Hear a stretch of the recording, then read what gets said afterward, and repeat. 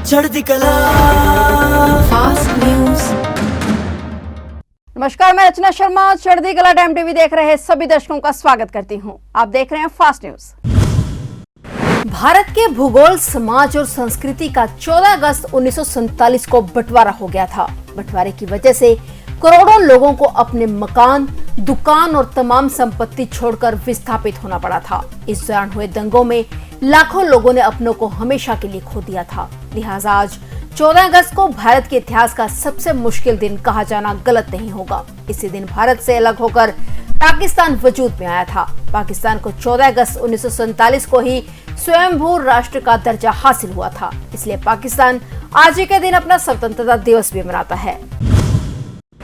प्रधानमंत्री नरेंद्र मोदी ने आज विभाजन विभीषिका स्मृति दिवस के मौके पर देश के बंटवारे के दौरान जान गंवाने वाले सभी लोगों को श्रद्धांजलि दी है। पीएम मोदी ने सोशल नेटवर्किंग साइट एक्स पर लिखा कि विभाजन विभीषिका स्मृति दिवस उन भारतवासियों को श्रद्धापूर्वक याद करने का अवसर है जिनका जीवन देश के बंटवारे की बलि चढ़ गया। इसके साथ ही यह दिन उन लोगों के कष्ट और संघर्ष की भी याद दिलाता है जिन्हें विस्थापन का दंश झेलने को मजबूर होना पड़ा। ऐसे सभी लोगों को मेरा शत शत नमन। बता दें कि केंद्र सरकार ने 14 अगस्त को विभाजन विभीषिका स्मृति दिवस के रूप में मनाए जाने की 2021 में घोषणा की थी। यह दिन 1947 में भारत के विभाजन के दौरान लोगों की पीड़ा और कष्टों का स्मरण कराता है।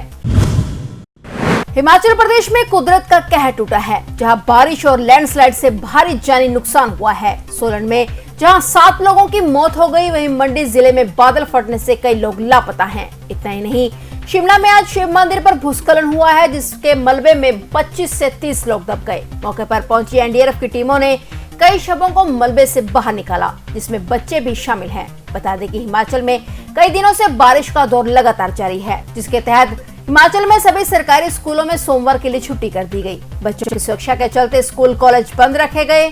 सूबे में अब तक 264 लोगों की जान आपदा की वजह से जा चुकी है। वहीं 7,000 करोड़ रुपए का नुकसान मॉनसून की वजह से हुआ है। हिमाचल प्रदेश में अलग अलग घटनाओं पर जान गंवाने वालों पर हिमाचल के सीएम ने शोक जताया है।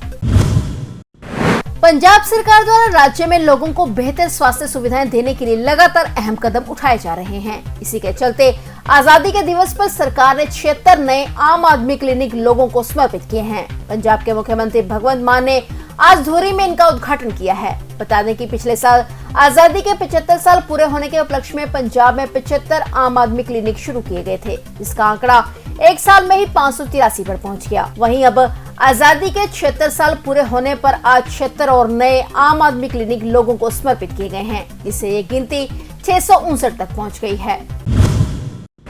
पंजाब सरकार द्वारा स्वतंत्रता दिवस पर 76 नए आम आदमी क्लिनिक लोगों को समर्पित किए गए हैं। इसे लेकर दिल्ली के मुख्यमंत्री अरविंद केजरीवाल ने ट्वीट किया है। उन्होंने ट्वीट कर कहा कि स्वतंत्रता दिवस के इस मौके पर पंजाब में 76 नए आम आदमी क्लिनिक और शुरू हो गए हैं। पंजाब अब रुकेगा नहीं, क्योंकि पंजाब के लोगों ने एक बेहतर भविष्य को चुना है। इस पर सीएम केजरीवाल ने सीएम मान और पंजाब के सभी लोगों को बधाई दी।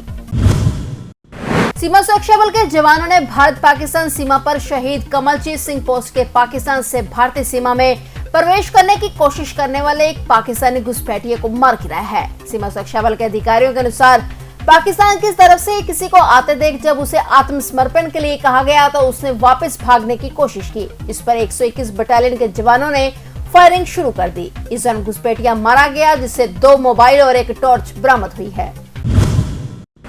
कृष्ण जन्मभूमि का मामला अब सुप्रीम कोर्ट तक पहुंच गया है। उत्तर प्रदेश के मथुरा शहर के श्री कृष्ण जन्मभूमि विवाद में कृष्ण जन्मभूमि मुक्ति निर्माण ट्रस्ट ने सुप्रीम कोर्ट में याचिका दाखिल कर शाही ईदगाह में ज्ञानवापी जैसे सर्वे की मांग की है। दायर की गई याचिका में कहा गया कि विवादित भूमि के संबंध में याचिकाकर्ता और प्रतिवादी नंबर 1 द्वारा किए गए दावे की विश्वसनीयता सुनिश्चित करने के लिए वैज्ञानिक सर्वेक्षण करना अनिवार्य है। यह सर्वेक्षण आवश्यक डाटा प्रदान करेगा और सटीकता की पुष्टि करेगा और किसी भी निष्कर्ष या निर्णय के लिए एक विश्वसनीय और आधार बनेगा। बता दें कि ASIE टीम आधुनिक तकनीक का इस्तेमाल कर ज्ञानवापी के सर्वे को अंजाम दे रही है। 3D mapping, scanning, hitech photography और वीडियोग्राफी के माध्यम से सबूत जुटाए जा रहे हैं। वहीं IIT कानपुर से एक्सपर्ट की टीम को GPR मशीन से सर्वे के लिए बुलाया गया है। इस तकनीक से खुदाई किए बिना जमीन के नीचे की जांच की जाएगी।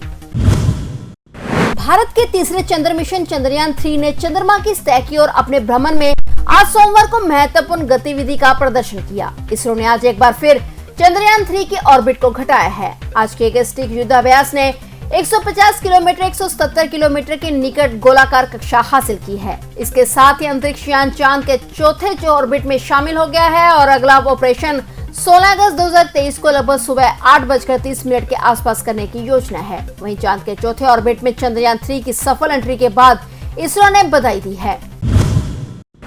हरियाणा के नूह में हिंसा के बाद आज सोमवार को इंटरनेट सेवा फिर से बहाल कर दी गई है। जिला प्रशासन ने हिंसा के 13 दिनों बाद आज नूह जिले के विभिन्न क्षेत्रों में बंद इंटरनेट सेवा की शुरुआत कर दी है। बताया जा रहा है कि प्रशासन की तरफ से सोशल मीडिया पर निगरानी जारी रखी जाएगी। किसी भी तरह के विवादित पोस्ट करने वालों के खिलाफ कार्रवाई की जाएगी। नूह में 31 जुलाई को सांप्रदायिक हिंसा भड़कने के बाद स्कूल और कॉलेज भी बंद कर दिए गए थे। बाद में हालात में सुधार के बाद इन्हें खोल दिया गया। बता दें कि ब्रिजमंडल की जिस यात्रा में हिंसा की गई थी, ब्रिजमंडल की अधूरी यात्रा को फिर से निकालकर पूरी करने का फैसला लिया गया है। इसके साथ ही 28 अगस्त का दिन यात्रा के लिए तय किया गया है।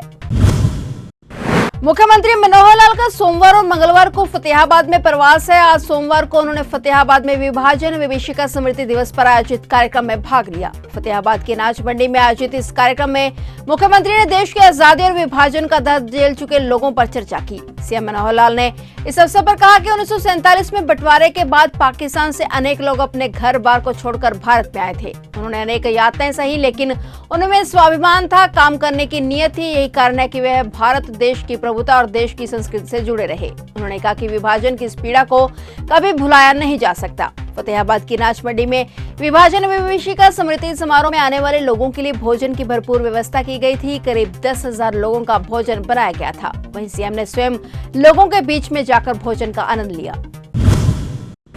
भारत के शहीदों के सम्मान में करनाल में तिरंगा यात्रा निकाली गई। तिरंगा यात्रा में प्रदेश के मुख्यमंत्री मनोहर लाल शामिल हुए। तिरंगा यात्रा रामलीला ग्राउंड से शुरू होकर रेलवे रोड, भगवान वाल्मीकि चौक, कारण गेट, सब्जी मंडी चौक, नेहरू प्लेस, मुख्य डाकघर, सनातन धर्म मंदिर, आदर्श नगर, पुराना बस स्टैंड होते हुए शहर के बीचों बीच कई मुख्य मार्गों से गुजरी। शहर के लोगों ने तिरंगा यात्रा का फूलों की वर्षा कर जोरदार स्वागत किया। यात्रा में शामिल लोग हाथों में तिरंगा लेकर भारत माता के जयकारे लगाते नजर आए। यात्रा के दौरान पूरा शहर तिरंगे में रंगा नजर आया।